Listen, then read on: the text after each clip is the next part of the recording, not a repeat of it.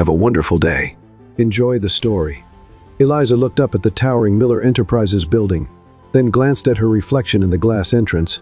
Her jeans, once blue, had faded into an indistinguishable shade of sad gray. Her fabric backpack, long past its prime, looked more like a worn-out grocery bag with a zipper. And her hair? Better not even mention it. This will work. I'm just a girl on a mission. A girl on a mission, she muttered, trying to convince herself. The plan was simple. Get in, deliver a letter to Oliver Miller, and get out before anyone noticed. Easy, right? Wrong. First obstacle, the revolving door.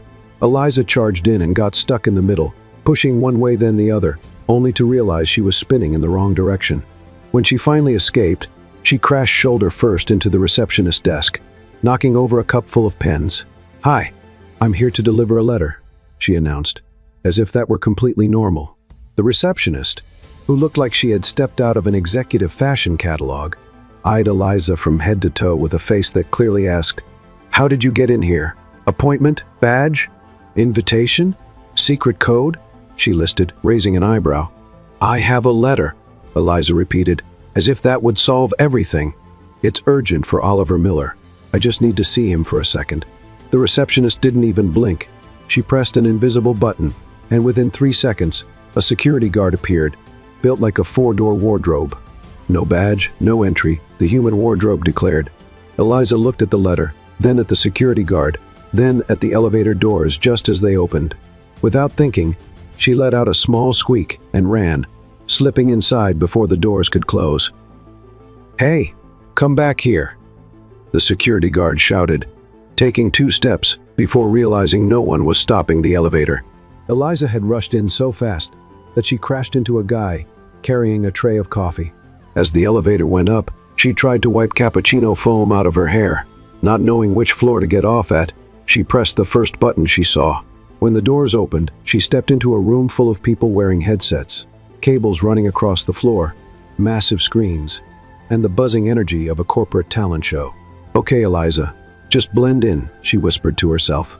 2 steps later, she kicked over a box of equipment, knocked down a stack of promotional gifts, got her pant leg caught on a giant strip of tape, and nearly took down a studio light with her. "Who is that?" Someone in a headset whispered. "Probably a cleaner or a delivery person or a lost soul," another person answered. "Did someone lose a cousin in the elevator?" a cameraman joked. Trying to find a way out, Eliza spotted a huge door at the end of the hall. It had to be a reception area or a waiting room. Without thinking, she walked in. It was Oliver Miller's office, and of course, she slipped on the expensive rug, bumped her hip on the desk, and landed on her knees right in front of him. He was facing away, reading a serious document. Oliver turned slowly, expecting to see an executive or, at the very least, a document courier. Instead, he saw Eliza, messy-haired, on her knees, holding out a letter like it was an overdue tax bill. "I knew today was going to be strange, but this," Oliver muttered, looking at her like she was a mirage. Eliza jumped to her feet so quickly that she hit her knee on the desk and let out a loud, "Ow!" But she smiled as if this were all perfectly normal. "Hi, I'm Eliza. I have a letter for you." She stretched her arm out so forcefully, it looked like she was trying to reach across the desk. Oliver folded his arms. "That explains why you ran into my office like you were fleeing the police." "Oh yes, I can explain." Eliza quickly fixed her hair, trying to appear professional. "I thought this was the bathroom." "The bathroom? Yes, but it's not. So, since I was already here, I figured I'd just hand you the letter." Oliver raised an eyebrow. "And do you usually enter bathrooms on your knees?" "No, that was because I was testing the rug. Its softness." "Very nice, by the way. Congratulations. And the letter." "Oh right, the letter is from my mentor. He asked me to deliver it to you personally, and being a very dedicated and professional person, I thought sneaking in would be faster than explaining things at reception." Oliver took a deep breath. "You thought breaking into one of the most secure buildings in the city was a professional idea? I actually found it. I really did. I was so focused on the mission, you know? I'm like one of those ninja messengers. And to be honest, the receptionist gave me a weird look, and I got a little nervous. And well, here we are." Oliver took the letter, but kept staring at Eliza, as if trying to figure out what piece of the puzzle she was. "And your master, Who is he? She, something? I forgot the last name, but he told me he's a close friend of your grandfather. Or your father. Or your dog? I got a little nervous when he was explaining. Oliver rubbed his temples. Eliza, right? That's me. Eliza, trusted ninja messenger. He pointed to the chair. Since you went through this trouble to deliver a letter, sit down. Let's see what's so important. Eliza sank into the chair, which was so soft she almost disappeared into it. She looked around, trying to take in the luxurious office, and swore she could hear the notes of the Imperial March from Star Wars playing in her head. Oliver opened the letter, but for some reason he couldn't quite explain. The last thing he wanted at that moment was to read it. He wanted to understand who this girl was, the one who turned a simple delivery into a full-on comedy skit. Sitting in that chair, which felt like an expensive hug, Eliza swung her feet in the air while watching Oliver Miller read the letter. She was expecting some dramatic reaction, maybe a gasp of surprise, or even a single tear rolling down his cheek, but he kept the same serious expression, though now with a slight crease on his forehead. So this letter is really from Shichingwen? Oliver asked without looking up. Edward Kwan, Eliza corrected, raising a finger. But you were close. Almost got it. And you are what to him? Oliver asked, curious. I'm kind of like his apprentice, or honorary niece, or divine punishment, depending on his mood, Eliza said, with a grin, trying to break the ice. Oliver closed the letter, stared at Eliza for a few seconds, and for some reason he couldn't explain, started laughing. Not a polite chuckle, but a real, unexpected laugh. Eliza blinked fast, confused. Are you okay? I didn't write anything in the letter. I didn't insult anyone, she quickly said. It's just hard to imagine Edward Kwan sending such an important letter with someone so. Oliver searched for the right word, but Eliza finished the sentence for him. So unreliable? She laughed at herself. Relax, he says that all the time. Before Oliver could respond, the office door swung open and a suited assistant rushed in, looking frantic. Mr. Miller, we need you in the main hall. The launch event for the new product line starts in 5 minutes, and the spokesperson is missing. Missing? Oliver closed his eyes for a second, already feeling a headache coming on. Eliza, like a confusion antenna, jumped out of her chair. I can help, she said, without even knowing what they were launching. You? Oliver narrowed his eyes. Eliza, this event is being streamed live to hundreds of investors. It's not your neighborhood talent show. Hey, I once hosted a charity bingo night in my neighborhood. I'm practically a pro, she said, hands on her hips like a true star. Out of time and out of options, Oliver gestured to the assistant. Take her. Anything is better than having no one up there. 5 minutes later, Eliza stood backstage, surrounded by nervous staff, makeup artists rushing around, and a producer shouting into a microphone. Can someone explain what I have to do? Eliza asked, while a makeup artist applied powder to her face with the subtlety of sanding a wall. Just go in, smile, present the product, and walk out. No improvising, warned a woman with a headset. No improvising? That's kind of hard for me, Eliza mumbled, but no one heard her. When her name, which wasn't even her real name, was announced, Eliza walked onto the stage. The bright lights blinded her for a second, and the audience was full of people in suits, holding champagne glasses, like they were extensions of their arms. Everyone was expecting a professional and elegant presentation. Eliza tripped on the first step, grabbed the microphone stand for balance, accidentally yanked the cable, and knocked over half of the digital banner behind her. A collective groan echoed through the room. Good evening, ladies and gentlemen of, finance, she began, smiling nervously. My name is... Well, actually it's Eliza, but it looks like there's a typo on my badge. Anyway, tonight we're here to introduce the new line of... She glanced at the screen, which was now showing a window screensaver. The cutting-edge, state-of-the-art respiratory innovation or something like that, she finished, chuckling nervously. At the back of the room, Oliver put his hand on his forehead, but to his own surprise, he was laughing, really laughing again. Eliza kept talking without a filter. She showed the wrong product, mixed up percentage numbers, and at the end, while trying to step off the stage, got her pant leg caught on a lighting stand, knocking the whole thing over. It was an accidental comedy show, but what should have been a total disaster turned into an instant online hit. The guests, used to stiff and predictable events, had so much fun that they started recording and posting on social media. Within hours, the most clumsy spokesperson in history was going viral. After the event, Oliver found Eliza sitting on the hallway floor, holding her shoes in her hands, looking like she had just run a marathon of embarrassment. "I told you I was a professional," she said with a small smile. "A professional at causing chaos," Oliver replied, crossing his arms, but with an amused sparkle in his eyes. "Seriously, I'm sorry. I was just trying to help. The letter was important, and I guess I got carried away," she said. "If you want, I can disappear now." Oliver studied Eliza. She was a walking disaster, a whirlwind of honesty and improvisation, everything he wasn't used to. And for that very reason, he didn't want her to disappear. "Tomorrow, you start working here," he said. "What?" Eliza's eyes widened. "Are you sure? I nearly brought your whole building down today." "Consider it a survival program for my employees," he joked.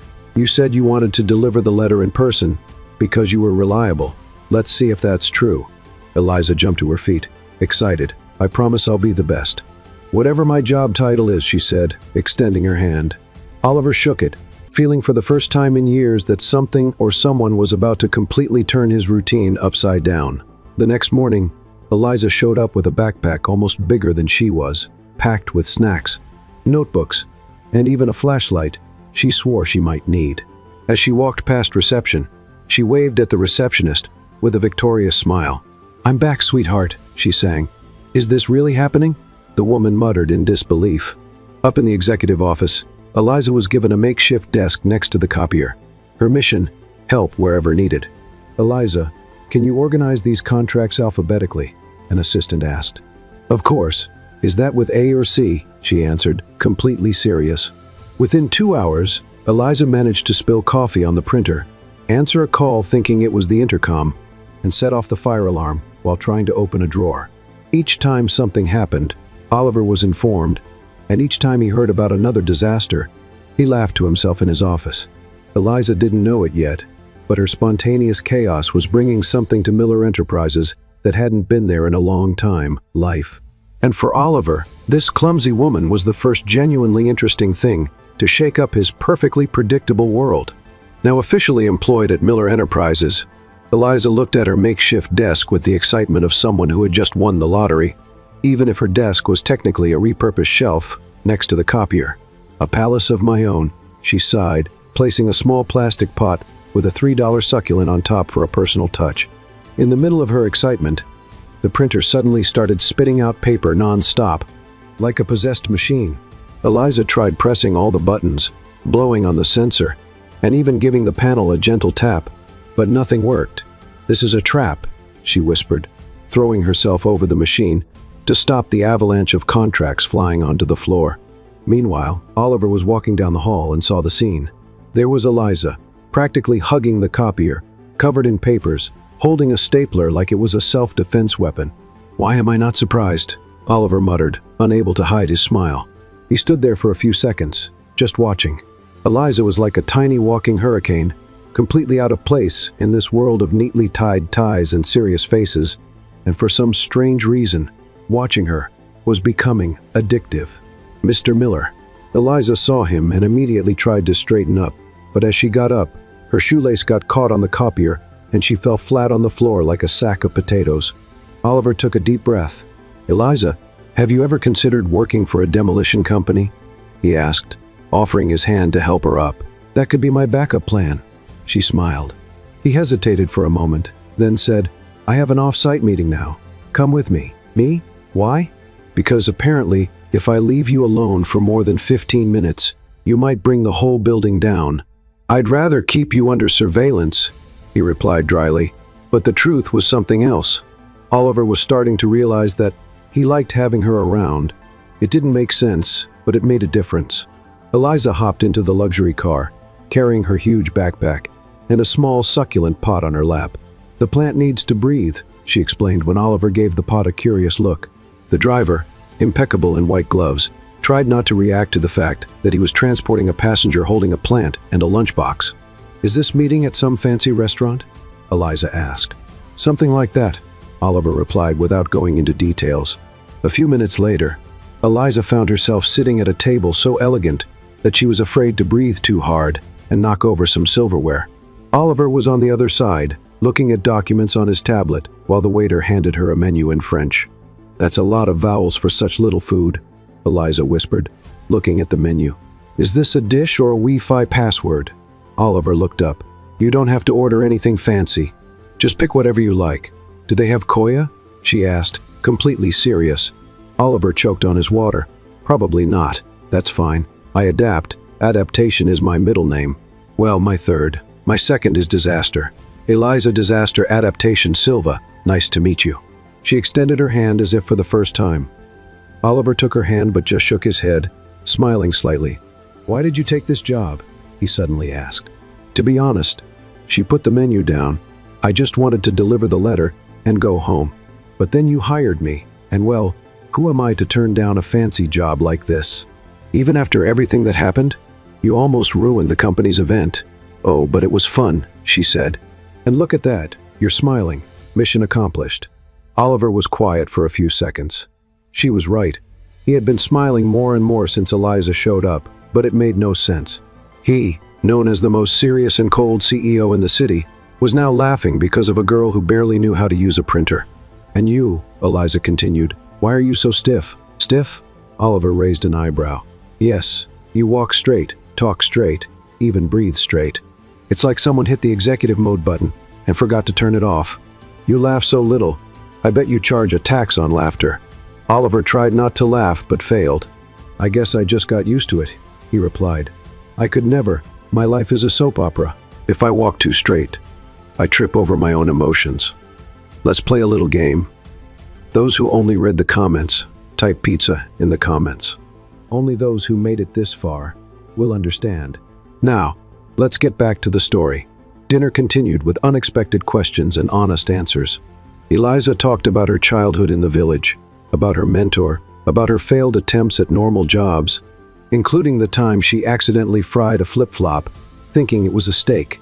Oliver, in turn, spoke about the pressure of inheriting the family business, about growing up surrounded by expectations, and about how, deep down, he didn't even remember what his real dream was.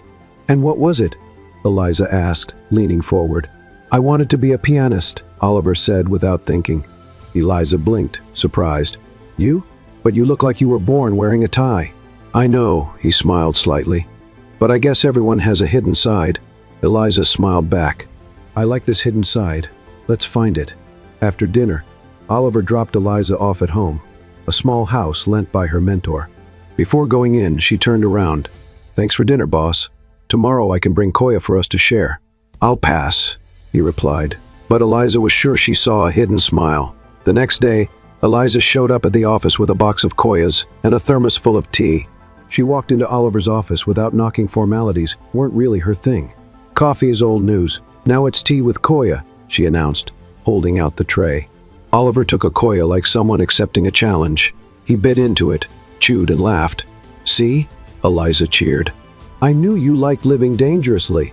Oliver's phone rang, interrupting the moment. He answered, and his expression turned serious. It's about the international partnership contract. Looks like the meeting got moved up, he said. I need to review this now. Eliza picked up a thick folder from his desk, flipped through it, and widened her eyes. Wow, this looks like the label of a giant medicine bottle.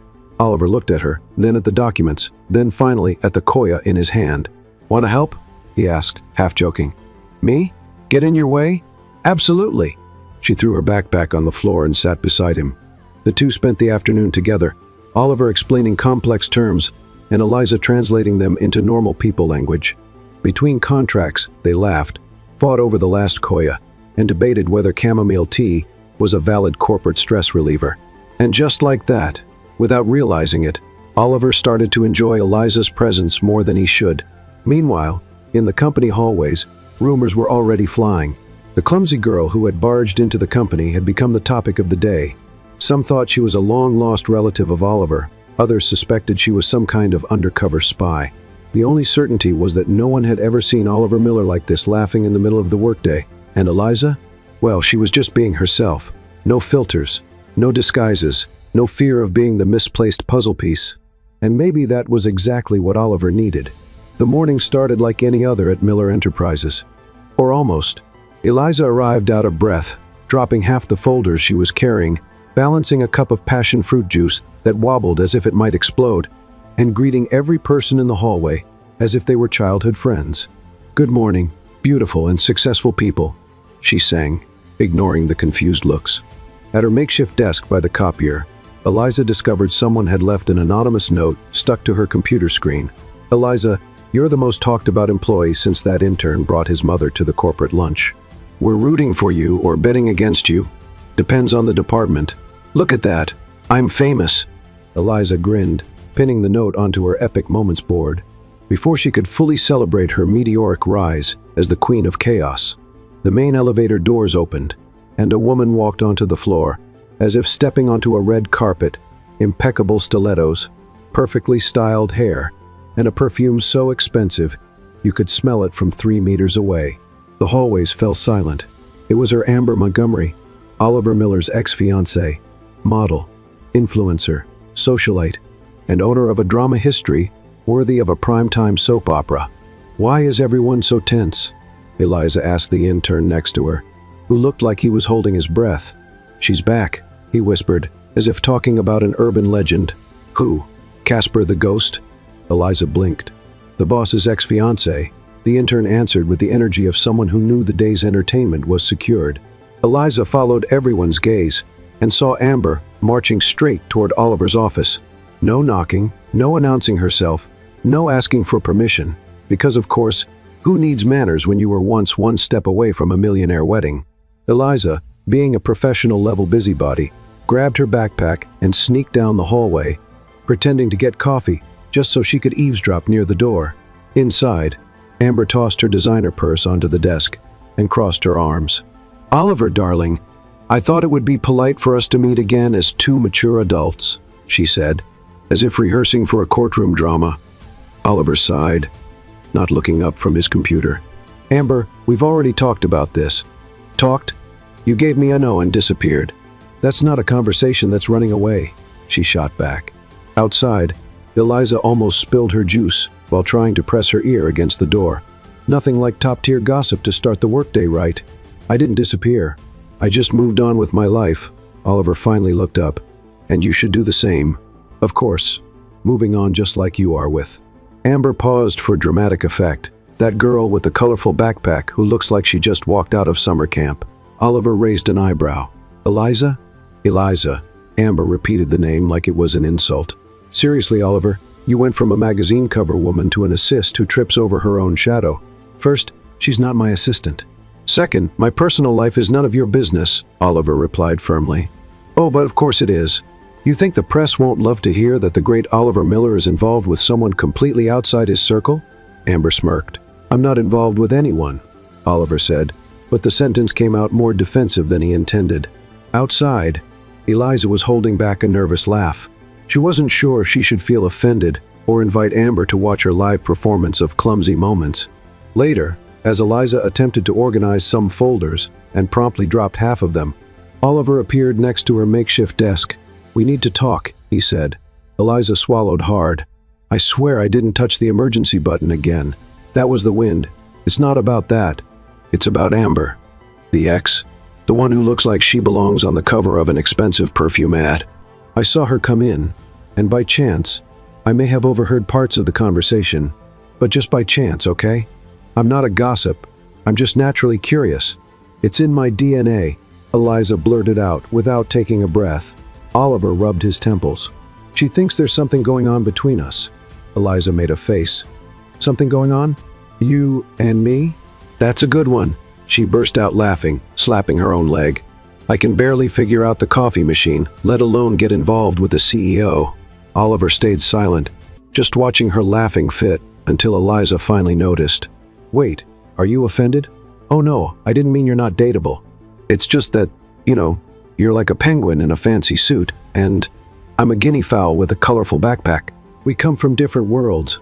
"That didn't help at all," Oliver replied, though the corner of his mouth hinted at a smile.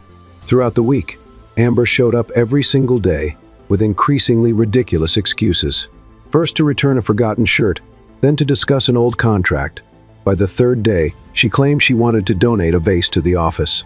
Eliza, noticing how persistent she was, decided to take a new approach. Every time Amber appeared, Eliza made up an important-sounding job title for herself. "Eliza, can you grab the sales reports?" Oliver asked, but with Amber in the room, Eliza responded loudly, "Of course, boss. I'll grab the reports, review the international contracts, and coordinate the investor meeting with the Arab partners." "Just a moment." Amber narrowed her eyes. The next day, "Eliza, can you take this to reception?" Oliver asked. And Eliza, "Absolutely. Right after I finish reviewing the quarterly financial statements and checking the export charts for the European market." Amber turned red. By Friday, Amber had had enough. She called Eliza for a private meeting at the building's cafe. Eliza showed up armed with her backpack, a snack, and a whole lot of confidence. "Listen, girl," Amber began, removing her sunglasses. "I don't know what you're trying to do, but it won't work. Oliver is out of your league. He doesn't bought for real women." Eliza finished, taking a big bite of her snack. "Relax, Nat. I'm not trying anything. I'm just existing." "Well, stop existing near him," Amber snapped. Eliza wiped her fingers, smiling. "That's not up to me. He hired me. And if it makes you feel any better, I also thought I'd be fired on my second day. But look at that, still here, still standing, still enjoying my snack." Amber stomped away. Eliza returned to her makeshift desk with one certainty: this office would never be the same again. And Oliver?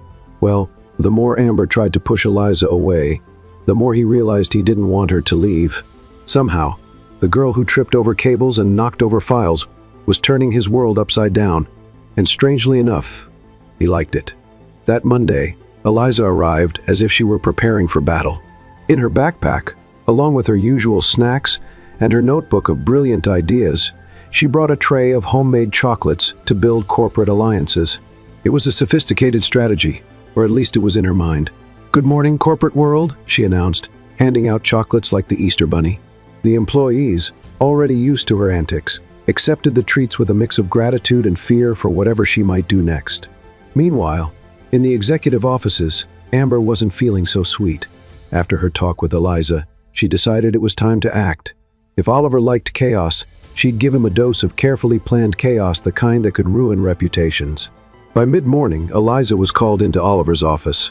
She walked in as usual without knocking, her coat tangled in her backpack strap and knocking over the secretary's water cup on the way in. "You called, boss?" She smiled. Oliver sighed. At this point, it was almost endearing. "We need to review these reports before this afternoon's meeting," he said, pointing to a pile of documents.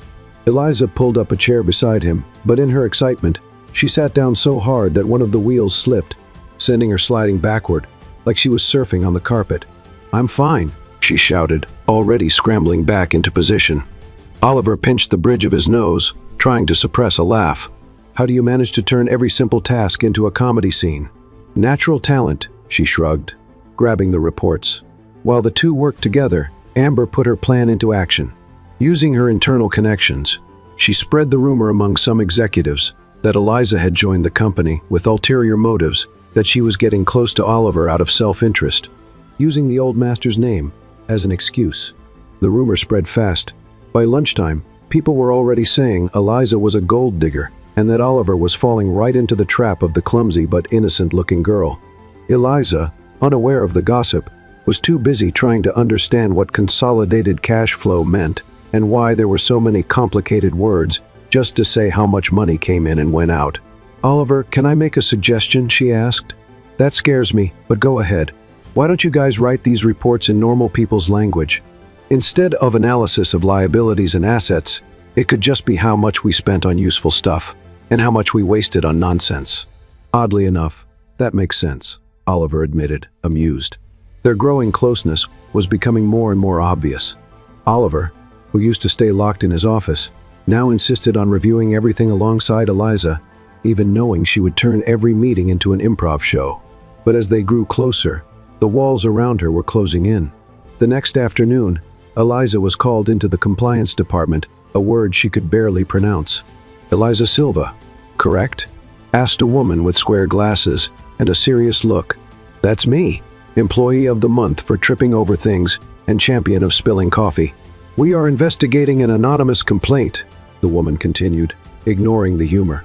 "Someone claimed that you used privileged information and personal connections to get your job." with the intention of pursuing a relationship with the CEO. Eliza blinked, confused. Excuse me, what? We have an email sent to the committee stating that your hiring was irregular and that there are signs of, let's say, romantic interests involved. Eliza let out a nervous laugh. This has to be a joke. Look at me. I can barely operate the coffee machine, let alone manipulate a billionaire. The woman didn't laugh. We need you to fill out this form explaining your background and how you got this position. Eliza took the paper and left the room feeling her heartbeat in her ears. Who would do something like this? She muttered as she walked back to her desk. Oliver found out about the complaint minutes later. By the time Eliza entered his office to hand over the documents, he was already waiting. Why didn't you tell me? He asked bluntly. I barely had time to process it. Eliza dropped her bag on the floor. I thought it was some kind of HR prank, like a psychological endurance test. This isn't a joke. Someone is trying to take you down. Oliver crossed his arms. And I bet my entire stash of cheese puffs I know exactly who it is, Eliza grumbled. Oliver closed his eyes for a second. Amber? Bingo. Eliza pointed at him. She's trying to turn me into the villain of this corporate soap opera. Oliver stayed silent for a few seconds. A part of him knew Amber was capable of anything, but another part of him knew that if he didn't step in, Eliza wouldn't survive the cutthroat office politics. Come with me, he said, grabbing his suit jacket. Where are we going? To fix this the right way. Oliver and Eliza stormed into a board meeting where Amber was conveniently present. Eliza walked in with confidence, but immediately tripped over the carpet, caught by Oliver at the last second. I've mastered the art of the dramatic entrance, she whispered. Oliver faced the board members. Who received the complaint about Eliza? He asked. The compliance officer raised her hand. I did. Great. Now I want to make it official right here. I was the one who hired Eliza. No hidden agendas, no secret plans. I asked her to work here because she brings something no one else does, honesty and humanity. Eliza, who had been nervously sipping water, choked. I what? She coughed. That's right. Since you got here, you're the only person who talks to me like I'm a normal human being. That's rare around here, Oliver continued. The board members murmured among themselves. Amber crossed her arms, her face burning with anger. And lastly, Oliver looked straight at Amber. If anyone here thinks they can use gossip to ruin an innocent employee's reputation, they are deeply mistaken. Eliza gave Amber a little wave, as if saying kisses. After the meeting, Oliver and Eliza went back to his office. Eliza collapsed onto the couch, exhausted. You defended me. That was kind of epic, she said. I just told the truth, Oliver replied. Eliza looked at him, a little shy. And that about me being honest and human, was that a compliment or just a nice way of saying I'm a walking disaster? A little of both, he smiled. Eliza threw a pillow at him. I'll take it. That night, Oliver offered Eliza a ride, but instead of dropping her off at home, he stopped at a busy park. What are we doing here? Eliza asked. You said you wanted to help me remember who I am outside the office, so here we are. Eliza pulled Oliver toward a popcorn stand. I want to see the most feared CEO in town buying popcorn with grated cheese, she challenged. Oliver accepted. Between popcorn, cotton candy, and a paddleboat ride, the two of them forgot for a few hours about titles, gossip, and corporate chaos. It was there, under the park's simple lights, that Eliza realized Oliver Miller, the cold billionaire, was just a man who had never had the chance to be normal. And Oliver realized Eliza wasn't a storm to be controlled. She was exactly the kind of storm he needed to wake up. And maybe, just maybe, neither of them wanted to escape from it. The next morning, Eliza arrived at the office carrying a box so big it looked like she was moving in. The box was bigger than she was, and every step was a balancing act. Need some help? The security guard at the door asked. No thanks. Just carrying my dignity and a few other things, Eliza replied, already tripping over the reception rug and spilling everything onto the floor. Inside the box were a portable coffee maker, because she still didn't trust the office machine, a cheese bread-shaped pillow, and a small pink fan. The receptionist sighed, already used to the scene, and she continues her mission to turn the executive floor into a college dorm. She murmured, while Eliza decorated her desk with her pillow and fan. Amber, on the other side of the building, was fine-tuning her new plan. If the rumor hadn't taken Eliza down, she needed something bigger, something that would catch Eliza off guard and leave Oliver with no way out. Amber didn't play to lose. At lunchtime, Oliver invited Eliza to eat out, except in his mind, eating out meant a restaurant with glass walls, waiters with French accents, and live piano music. Eliza stepped inside and immediately felt out of place. The chairs looked like works of art.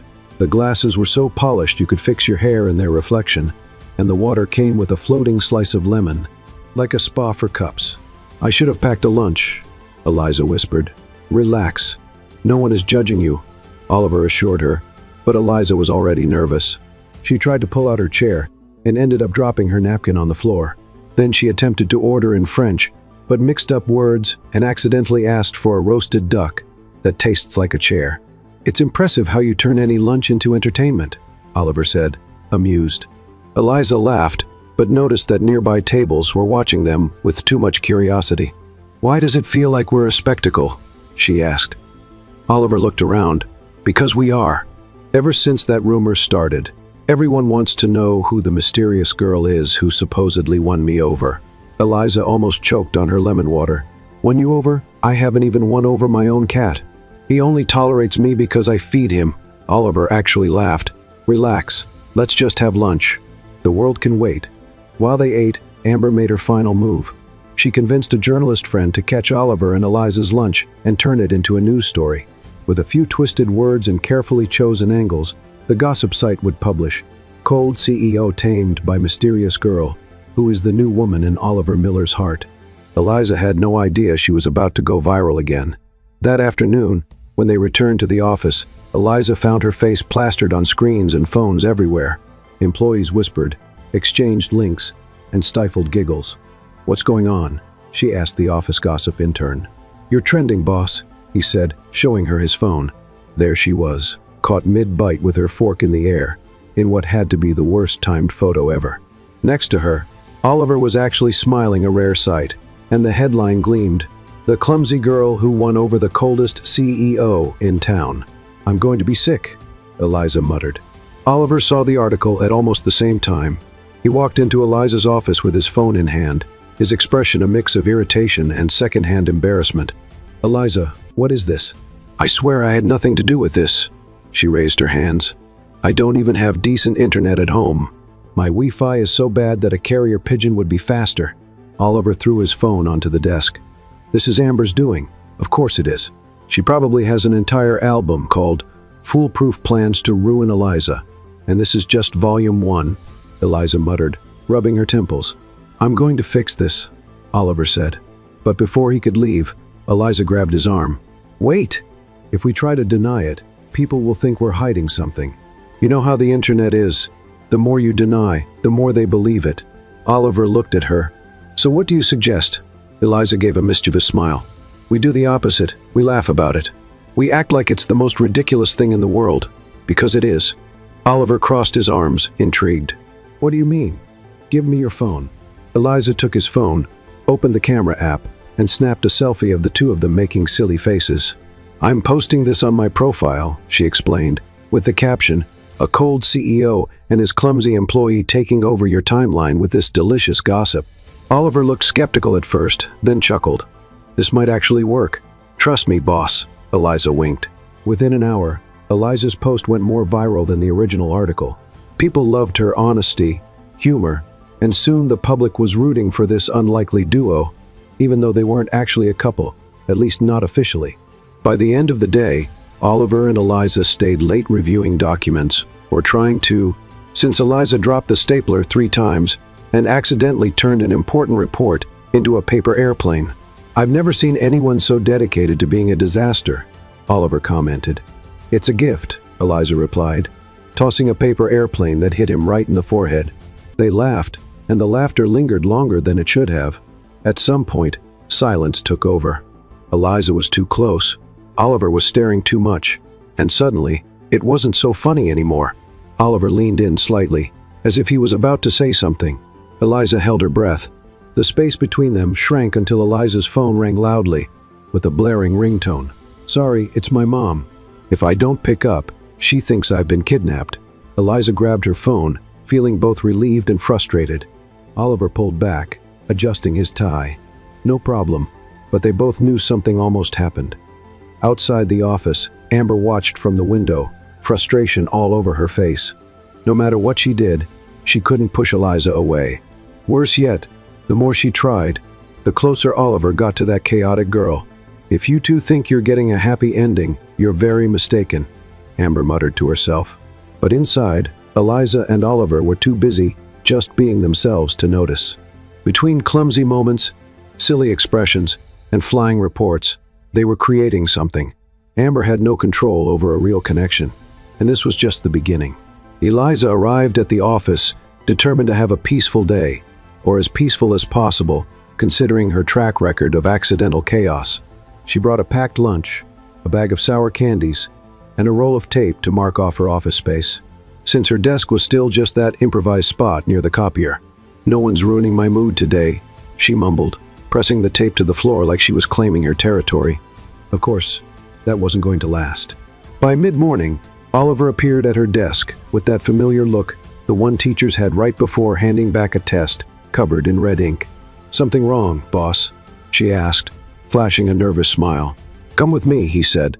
Eliza followed Oliver to the most private meeting room in the office. As soon as she stepped inside, he shut the door, and she froze.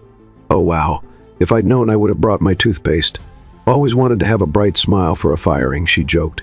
"It's not that," Oliver said, but he didn't laugh. He actually looked concerned. "Then what is it?" Eliza crossed her arms. "We need to talk about us." Eliza's eyes widened. "Us? What us? The dynamic duo of executive disasters? What about us?"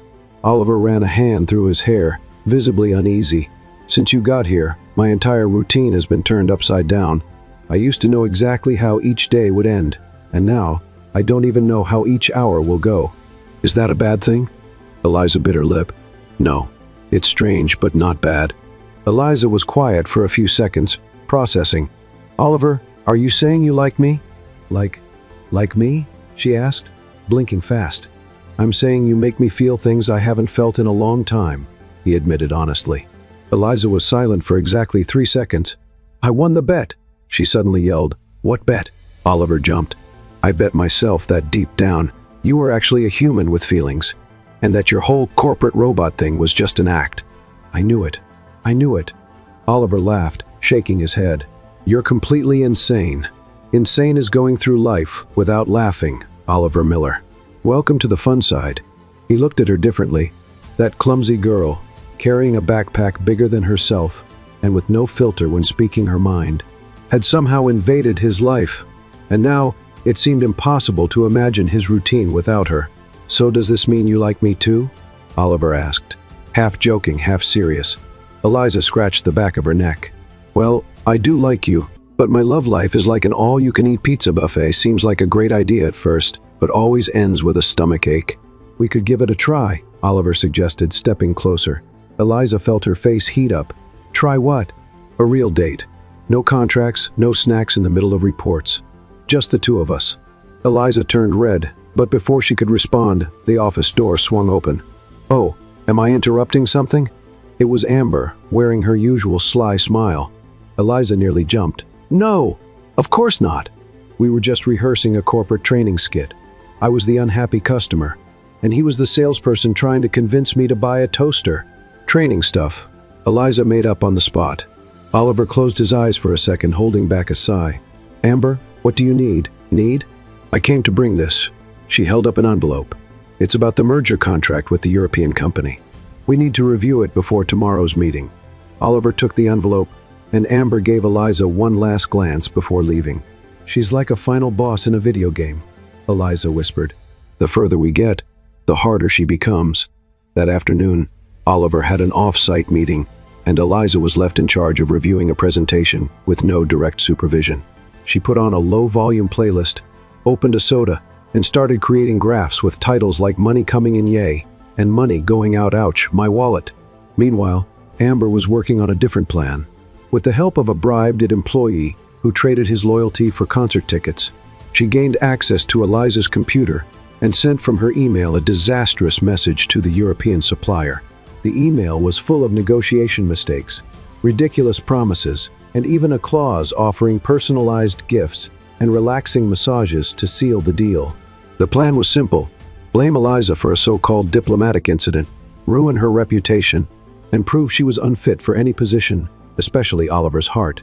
By the end of the day, Oliver returned from his meeting to find chaos. The legal department was gathered in his office reviewing the email.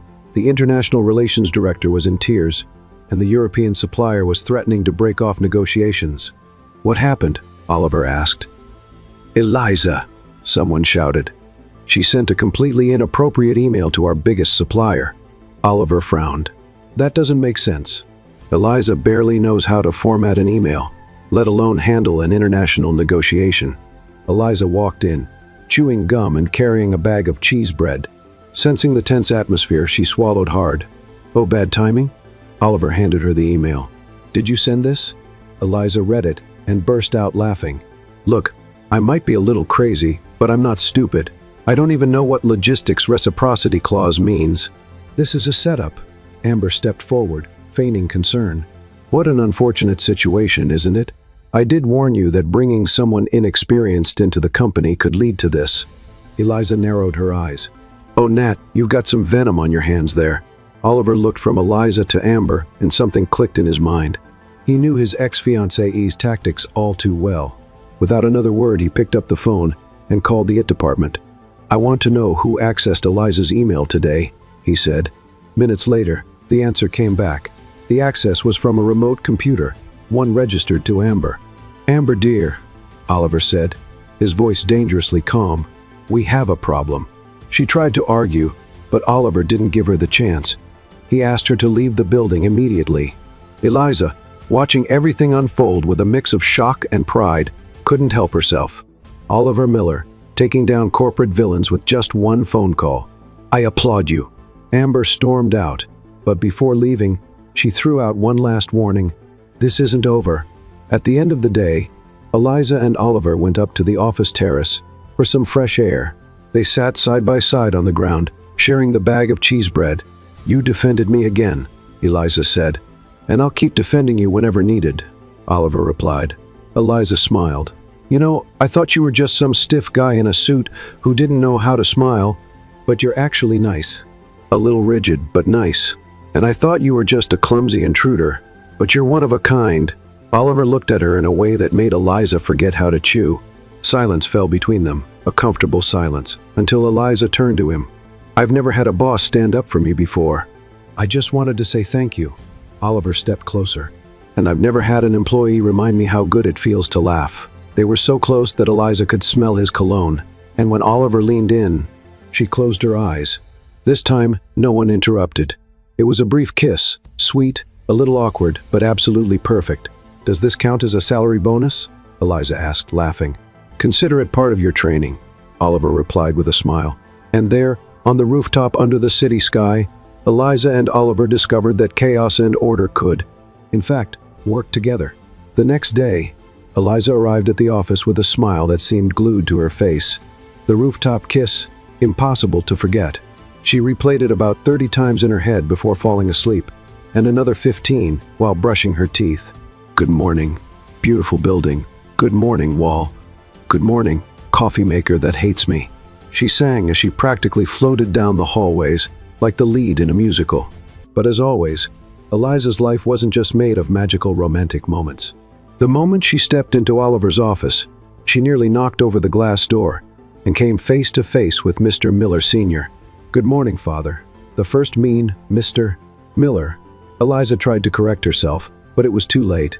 Oliver's father, a gray-haired man with the expression of someone who had never laughed at a joke in his life, looked at her like a scanner, analyzing every inch of her outfit, her hair, and her backpack, full of colorful keychains. "Who is this?" he asked, as if Eliza were some newly discovered corporate species. "Father, this is Eliza," Oliver answered calmly. "She works for me." Eliza stepped forward enthusiastically, offering her hand. "Nice to meet you, Eliza Disaster Silva, ninja messenger, expert in tripping over things, and currently your son's girlfriend in training." Oliver's eyes widened. He coughed, tried to recover, but the damage was done. "Girlfriend?" Mr. Miller's tone of disbelief could probably be heard on the floor below. "She's exaggerating," Oliver tried to clarify. "I'm not exaggerating. We kissed yesterday on the rooftop under the moon, with the neighbor's pagoda music playing in the background. It was beautiful," Eliza added, grinning. Oliver's father went pale. "Oliver, I need to talk to you, now." "Alone?" Eliza raised her hand. "I can leave, no problem. I'll just go print some papers and maybe accidentally blow up the copier. No big deal." She took 2 steps back, bumped into the doorframe, and disappeared down the hall. Eliza spent the entire morning avoiding Oliver's office, imagining the lecture he was probably getting. Meanwhile, Oliver was facing a full-on interrogation. "Explain this to me, Oliver," his father began, pointing at the door Eliza had walked through. "Who is that girl? I already told you. She works here. And why exactly are you kissing employees on the rooftop?" "Because I like her," Oliver answered plainly. His father rubbed his temples as if hearing complete nonsense. "Oliver, do you realize what this could cause? The shareholders, the press, the rumors." "I know, but for the first time in years, I don't care," Oliver said. His father looked at him like he had just confessed he was leaving everything behind to sell jewelry on the beach. "Do you have any idea of the responsibility you carry? Your image, your reputation. And what's the point of having a perfect reputation if I feel empty?" Oliver countered firmly. His father was speechless, not because he agreed, but because he had never seen his son so determined or so emotional. Meanwhile, completely unaware of the epic discussion she had set off, Eliza decided to hide in the cafeteria with her tray of macaroni and sausage. She tried to stay under the radar, but quickly became the center of attention when the marketing team started asking questions. "So it's official? You and the boss?" the social media manager asked, practically glowing with curiosity. "We're testing things out," Eliza replied. "It's like an emotional test drive. It could work, or it could crash straight into the wall of reality." The intern sighed. "This is the biggest plot twist in this office, since they changed the coffee brand." Eliza laughed, but deep down she felt that familiar nervous flutter in her stomach. If everyone knew, that meant the pressure was only going to grow, and she wasn't exactly an expert in relationships, let alone dating billionaire bosses. Later, Oliver called Eliza to his office for a talk. The moment she walked in, she could tell he was tense. "Everything okay?" she asked, already biting into a cookie out of nervousness. "My father didn't take the idea of us very well." "Oh, I figured," she shrugged. "My mom would freak out too if I told her I was dating a billionaire. She'd tell me to ask for an emotional loan." Oliver laughed, even though he tried not to. The problem is, in his view, workplace relationships always end in scandal. "Oh sure, because I'm known for scandals. One time I almost caused one at the grocery store, but that was because I knocked over a pyramid of canned corn." "Not sure if that counts." Oliver took her hand. "I just want to make sure you're ready for this." Eliza took a deep breath. "Oliver, I've never prepared for anything in my life. I stumble. I get up, I laugh, and I move on. If this works out, great. If it doesn't, at least I'll have a good story to tell at the next family bingo night." Oliver smiled. "That's exactly why I like you so much." While the couple was figuring things out, Amber hadn't given up. After being kicked out of the company, she started reaching out to journalists, suggesting that Eliza was a professional scammer and that her romance with Oliver was just a strategy to climb the corporate ladder. That night, a sensationalist article appeared. "Corporate Cinderella, Clumsy Girl, or Master Manipulator." Eliza saw the news while brushing her teeth and almost swallowed her toothpaste. "Can I not have a moment of peace?" she yelled at her phone screen. The next morning, Oliver called a surprise press conference. All the major media outlets showed up, expecting some corporate announcement. Instead, they found Oliver standing next to Eliza, holding her hand. "I want to make something clear," Oliver began. "Yes, we're getting to know each other. And yes, she works at the company, but there's no hidden agenda, no scheme, no manipulation." Eliza took the microphone. "I can't even manipulate my toaster at home. The other day I almost blew up my microwave because I put aluminum foil in it. Do you really think I could manipulate a CEO? He's more stubborn than a cat on bath day." The reporters laughed. Oliver squeezed her hand. "I like Eliza because she is exactly who she is, clumsiness, snacks, and all." Eliza smiled. "And I like him because he lets me be myself," she added. The press conference ended with more smiles than questions. And for the first time, Oliver Miller didn't seem to care what the media thought. Later, In the parking lot, as Eliza struggled to get into the car without getting her skirt caught in the door, Oliver grabbed her arm. "Eliza? Yes? I'm taking this seriously." She looked at him surprised. "Me too. But my version of serious is a little messy. My life plan has always been to just make it through the next day. Now there's you." Oliver brushed a stray strand of hair from her face with his thumb. "We'll figure it out together," Eliza smiled. "Together. But if things go south, I want the office coffee machine." "Deal." They laughed, and then they kissed. This time, no interruptions, no prying eyes, just the two of them in a quiet corner of the parking lot, sealing a deal far more important than any corporate contract. And Amber? Well, she watched from a distance, fuming inside her car. "This isn't over," she muttered, digging her heel into the floor mat. But for Oliver and Eliza, only one thing mattered. They were finally on the same side of the chaos. Eliza arrived extra early the next morning, way too early for her usual standards. She was so excited that she walked through the lobby with a goofy smile and even greeted the decorative statue in the hall.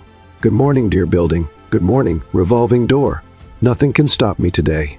She stepped into the elevator, humming, and pressed the executive floor button with all the confidence in the world.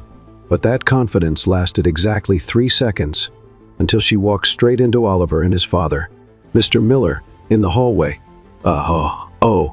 Eliza froze mid-step, nearly tripping over her own foot.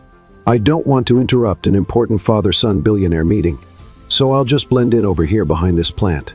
She tried to hide behind a tiny decorative plant. "Eliza, come in," Oliver called. "Are you sure? I'm super busy with some really important tasks, like color-coding paper clips and coming up with names for the office printers." Oliver gave a small smile, but his expression was more serious than usual. Eliza stepped inside, and the tension in the air was so thick, it felt like someone had sprayed stress into the room like an air freshener. "Here's the thing," Oliver started. "There's something you need to know." "Oh no. I swear the cheese bread pillow I brought isn't contraband. It was a gift from my aunt." "It's not about that." Oliver took a deep breath. "It's about my past and about Amber." Eliza sat on the armrest of the couch, already sensing this was going to be big. "Oh right, the revenge Barbie. Go ahead, I'm ready." When Amber and I got engaged, our marriage wasn't just about love. It was an agreement between families. My father and hers had a business merger contract that depended on our union. Eliza's eyes widened. "Wait, am I in a love triangle or a Turkish soap opera? I never truly loved Amber, and she knew it. But our parents pushed us so hard that I ended up giving in. Until the day I realized I couldn't spend the rest of my life stuck in something like that." "So you broke up with her," Eliza finished his sentence. On the day of the wedding rehearsal, Oliver confirmed with no pride in his voice. Eliza nearly choked on her own saliva. "My God, you practically left her at the altar." "I know it was cowardly. I should have ended it sooner. But the truth is, during the entire engagement, I felt something was off. I just didn't know what until I met you." Eliza was speechless for a few seconds. "So she has a reason to hate me, huh?" she joked. "I'm the living symbol of the emotional freedom she never had. I just wanted you to know the whole story. I don't want you to hear it from someone else." Eliza stayed quiet. It was a lot to process over breakfast. But deep down, she knew Oliver wasn't the kind of man who would hurt someone on purpose. And if life had taught her anything, it was that everyone has a messy past. Let's have some fun with those who only read the comments. Type Coca-Cola in the comments. Only those who made it this far will get it. Now, let's get back to the story. Okay, take a deep breath, Oliver. I'm not running away. Just know that if someone tries to throw stale rice at me on the street because of this, I'll fight back with frozen cheese bread, she said with a small smile. Oliver took her hand. You're crazy, and I love that. But the ghosts of the past aren't so easy to bury. Later that morning, an anonymous email was sent to the company's top shareholders with attachments. And who was in the photos? Oliver and Amber together at dinners, events, and intimate moments from their former engagement. The message suggested that Oliver was just using Eliza to clean up his public image, and that deep down, he and Amber still had business ties, maybe even more than that. The office atmosphere got tense. Eliza, who was just trying to figure out how to use the coffee machine without causing a short circuit, noticed the stares. The whispers in the hallways grew louder. Did I become a meme again? She asked the marketing intern. Not exactly a meme, he replied. showing her the email. Eliza read it and felt her stomach drop. It was like someone had poured a bucket of cold water over the happiness she had been feeling. Oliver found out soon after. He walked into her office, but Eliza raised her hand. "Before you say anything, I just have one question. Is this true?" "No. Amber and I have no involvement, and I would never use you to fix my image," he said firmly. "I want to believe you," Eliza said, "but honestly, I've never been good at trusting people. My last relationship was with a pizza delivery guy who promised to take me out to dinner and disappeared with my change." "I'm not him," Oliver replied. Eliza crossed her arms. "Prove it." At lunchtime, Oliver called a company-wide meeting with everyone from the CEO to the cleaning staff. Eliza sat in the back, hugging her backpack. Oliver stepped onto the makeshift stage in the cafeteria and took a deep breath. "I need to clear something up," he began. "Yes, Amber and I were engaged, and yes, I ended it in a way I'm not proud of. But that's in the past," employees whispered among themselves. "What's happening now between Eliza and me is completely different. There's no business deal, no contract, no manipulation, just two people trying to figure something out together." Eliza's eyes widened. She hadn't expected a public statement like that. "And if anyone here, or outside this company, thinks they can tear us apart with rumors or threats, no, it won't work. Eliza has brought something to this company that no financial report ever has: humanity." The employees clapped, first hesitantly, then louder. Eliza didn't know whether to laugh or cry, so she did both. That afternoon, Eliza and Oliver were alone in his office. "Thank you," she said. "For what?" "For not hiding me. For not turning me into some corporate secret. For just being you." Oliver stepped closer. "I'm just a guy trying to get it right with the most clumsy, amazing woman I've ever met." They kissed again, this time tasting victory and also cheese bread, because Eliza had one hidden in her jacket pocket. But Amber wasn't done playing her game yet. While the couple enjoyed their moment, Amber had one last card to play, an old, forgotten clause in the merger contract between the Miller and Montgomery families, a clause that stated that if Oliver broke off the engagement, his family's company would have to pay a massive fine. And Amber was ready to collect that debt, not for money but for revenge. By the end of the day, Oliver received a court summons. Eliza found the opened envelope on his desk and, after reading it, nearly fell over. "Is this serious?" she asked. "It is. If I don't marry Amber, the company could face a long and costly lawsuit that might affect all the employees." Eliza felt a knot in her chest. "So what are you going to do?" Oliver looked at her. "I don't know yet. But one thing is certain, I'm not going to lose you." Eliza tried to smile, but this time the humor didn't come, because for the first time, she realized that maybe love wasn't enough to win every battle. But if there was one thing Eliza had learned in life, it was that you don't take down a clumsy girl that easily, especially one in love. Eliza left Oliver's office after reading that summons and went straight to the bathroom. She needed to breathe. She needed to think. She needed a snack, because no one thinks straight on an empty stomach. Sitting on the toilet lid, she pulled a squished snack out of her backpack and started eating, staring at the ceiling, as if waiting for divine answers. "Okay, Eliza, let's organize this emotional mess into bullet points," she said to herself. "First, you're in love. That's obvious. Second, the man you like might have to marry his evil ex because of some ancient contract. Third, you're just a girl with a colorful backpack and no experience in corporate drama." She took another bite. "And fourth, this is not going to end like this, even if I have to crash another fancy party or pretend to be a waitress again." Eliza took a deep breath, brushed the crumbs off her pants, and went back to the office with the determined look of someone who had no idea what she was about to do but knew it was going to be something crazy. Oliver, on the other hand, was drowning in crisis meetings with lawyers, shareholders, and consultants. The atmosphere felt like an executive funeral. Every decision seemed bad. Paying the fine would be disastrous for the company, and marrying Amber would be disastrous for the rest of his life. Eliza walked into the meeting room, as usual, without knocking. "I can fix this," she announced. Oliver looked at her, exhausted. "Eliza, now is not the time for one of your wild ideas." "Wrong. Now is exactly the time, because what you're discussing here is logic, contracts, clauses, and money." "But this fight isn't about that. It's about wounded pride. And wounded pride can only be fixed with something much more powerful.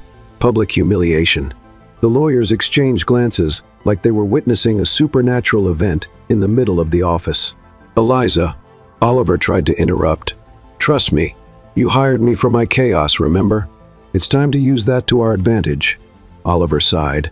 He knew that trying to stop Eliza was like trying to stop an avalanche with an umbrella. "What exactly do you have in mind?" "Something so epic, so chaotic, and so humiliating that Amber will never want to look at us again." That night, Eliza called an emergency meeting in the Miller Enterprises employee group chat. The group, usually used for debating where to order pizza, turned into the intelligence center for Operation Takedown Amber. "Guys, do you trust me?"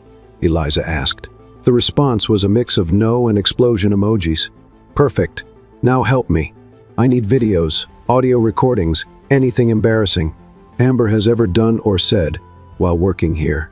Meetings, parties, behind the scenes, everything counts." "Done," Eliza grinned devilishly. "Now we just have to release it at the right moment." The next day, Oliver and Amber had a mediation meeting with lawyers and representatives from both families to discuss the contract clause. Eliza showed up in the middle of it, wearing a cap and sunglasses like some kind of low-budget spy. "What is she doing here?" Amber huffed. "I'm here for moral support and snack delivery," Eliza replied, holding up a bag. The lawyers started reading the problematic clause, and Amber was already smiling like she was about to win the Corporate Villain of the Year award, until Eliza raised her hand. "Excuse me, can I show something real quick?" she asked. "Eliza," Oliver warned, but it was too late. Eliza connected her phone to the big screen and started playing the videos and audio clips she had collected. First came Amber stumbling, then Amber complaining about the food, and finally, the most valuable recording of all, where she admitted she never loved Oliver and was only after status. The silence in the room was so heavy you could hear Amber's anxious breathing. This is an invasion of privacy," Amber shouted. "That's funny," Eliza crossed her arms, "because you spreading rumors about me wasn't right. Double standard, sweetheart." The Miller family lawyers, who had secretly disliked Amber for years, tried to hide their smiles. "I think this changes the negotiation," one of them said. Oliver grabbed Eliza's arm and led her out of the room. "I can't believe you did that. I know it was a little underhanded, but look, it worked. Now she has no credibility to pressure anyone. If she takes this to the press, she's the one who'll end up looking bad." Oliver stared at Eliza, unsure whether to laugh, argue, or kiss her. "You're unbelievable. And you knew that from day one, so really, it's your fault," Eliza shrugged. Oliver pulled her in by the waist and kissed her right there in the middle of the hallway, in front of all the lawyers, employees, and even a cafe worker pushing a snack cart. "Was that a scene from a movie?" the cafe worker asked. "No, just another normal day in my life with Eliza," Oliver replied with a smile. With the scandal unfolding, Amber disappeared for a while. The contract clause was re-evaluated, considering that the marriage had never been a legitimate requirement, just an exaggerated interpretation by their families. And just like that, the million-dollar problem vanished. Eliza became an office hero. The company's group chat changed its name to Eliza's Guardians, and she even received a special badge with the title Queen of Corporate Chaos. That night, Oliver and Eliza went out to dinner. No fancy restaurants, they chose a food truck selling pastries and sugarcane juice. "I still can't believe you solved a legal issue with gossip videos," Oliver said, laughing. "I told you, one specialize in chaos. It's my signature move," Eliza replied. Oliver took her hand. "So what's your next brilliant plan?" Eliza thought for a second. "Maybe moving in with you?" "I know it's soon, but..." "Yes," Oliver answered before she could even finish. "Really? Just like that? Eliza, after everything we've been through, do you really think I'd let you slip away?" Eliza smiled. "All right, but on one condition." "What is it?" "We get a hammock for the living room and a snack machine." "I have standards." "Deal." They toasted with sugarcane juice and kissed under the city lights, while a nearby food stand played a romantic 90s song, because in the end, their love was exactly that, a mix of chaos, humor, and honesty. And honestly, it was perfect just the way it was. The days following Amber's scandal were for the first time peaceful at Miller Enterprises, or at least as peaceful as things could be with Eliza around, now officially the Queen of Corporate Chaos. Eliza walked through the office like a celebrity. Employees greeted her with smiles, left small gifts on her desk, and in some cases, even asked for advice on how to solve workplace issues using embarrassing videos. And Oliver? Well, he had never been this relaxed or this happy. "I didn't know it was possible to laugh this much at work," he commented, while Eliza struggled to get a stuck snack from the vending machine. "Laughter is important, Oliver. A happy workplace is the difference between success and indigestion," she replied, tapping the machine's glass. But over the next few days, something changed in Oliver. Every time he looked at Eliza, he felt a tightness in his chest, a good kind of nervous, like he was about to make the most important decision of his life. And this time, it was entirely his choice. That's when he knew it was time to propose to Eliza. But a regular proposal wouldn't do that, wasn't Eliza's style. Oliver spent 3 sleepless nights trying to come up with the perfect plan. He considered a fancy dinner, fireworks, a giant billboard message, but none of it felt right. Then he remembered something. One morning, Eliza arrived at the office and found a trail of colorful sticky notes leading down the hallway. Each note had a little message: for the girl who turned the conference room into a dance floor, for the employee who made the coffee station the official gossip hub, for the only person who knocked over 2 office lamps and still got promoted. Eliza picked up each note, laughing and growing more curious with every step. The trail ended at Oliver's office door. When she opened it, she gasped. The entire room was filled with snacks trays and trays of her favorite treats, forming a giant heart on his desk. "Is this a declaration of love, or an attempt to fatten me up so I can't run away?" she asked, her eyes shining. Oliver was wearing a suit, but no tie, with that goofy smile only she could bring out of him. "Both," he replied. Then he got down on one knee, right in the middle of the koyas. Eliza's eyes widened. "You've got to be kidding. I've never been more serious." "Eliza Silva, you came into my life like a clumsy hurricane, barged into my company, messed up my office, spilled half my coffee supply, and still managed to make me happier than I ever imagined." Eliza already had tears in her eyes while eating another koya. "You taught me that life doesn't have to be controlled, planned, and perfect all the time. Sometimes it's funny, chaotic, and full of koya crumbs on the floor." He opened a small box. Inside was a simple gold ring with a tiny colorful stone in the center. A stone, Oliver said, matched Eliza's backpack. "Will you marry me?" he asked, nervous. Eliza jumped into the middle of the koyas and hugged Oliver so tight she almost knocked him over. "1,000 times yes, but only if you promise there'll be more of these at the wedding." "Deal," he laughed, kissing her. The wedding was planned in record time because Eliza wanted something simple and fun.